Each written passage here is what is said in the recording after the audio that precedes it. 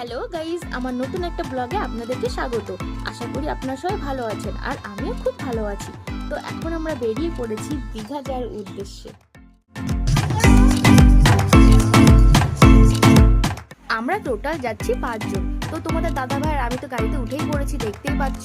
আরও 3 জনকে তুলবো বলে আমরা তাদের বাড়িতে রওনা দিয়েছি।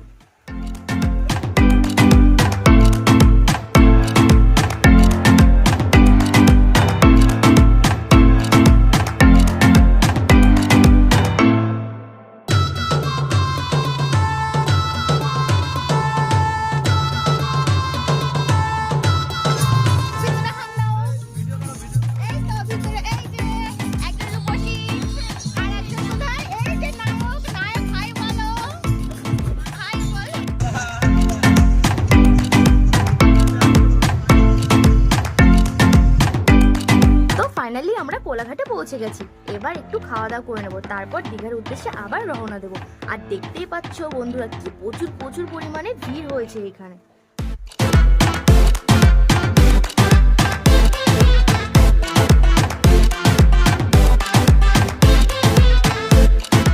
আমরা এখানে খাওয়া দাওয়া করলাম রামরানী হোটেলে, আর খাওয়ার পরিষেবাগুলো খুব ভালো ছিল।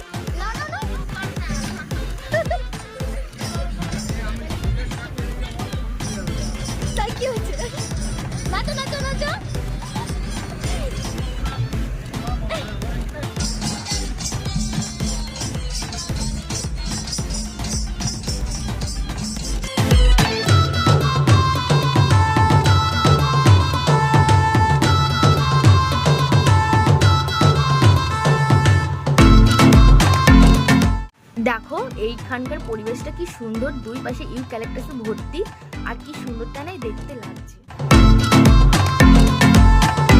তো এতক্ষণে আমরা পৌঁছে গেছি দীঘার বিশ্ববাংলা গেটের সামনে। তো ফাইনালি আমরা ওল্ড দীঘাতে পৌঁছে গেছি, আর আমরা রুম বুক করে আসিনি, তাই তোমাদের দাদা ভাই রুম খুঁজতে গেছে আর আমরা গাড়ির ভিতরে বসে রয়েছি।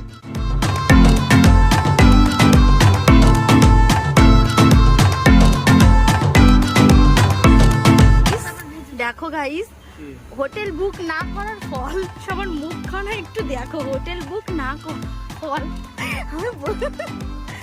কি হবে এবার বলো? অ্যাভেলেবেল সবকিছু। এই যে ইনি বলেছিল অ্যাভেলেবেল আছে, এখন আমরা হোটেলে পাচ্ছি না। এখন আমরা গাড়ির ভিতরে বসে আছি 3-4 ঘন্টা ধরে, পাচ্ছি না, কি করবো?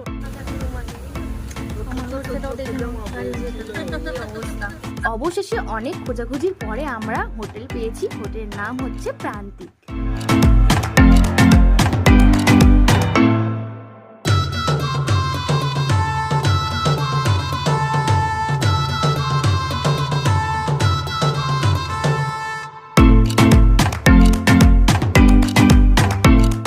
মোটামুটি রুমটা সুন্দরই ছিল, আর দীঘাতে এত পরিমাণে ভিড় হওয়ার কারণে আমরা ভালো রুম পাইনি।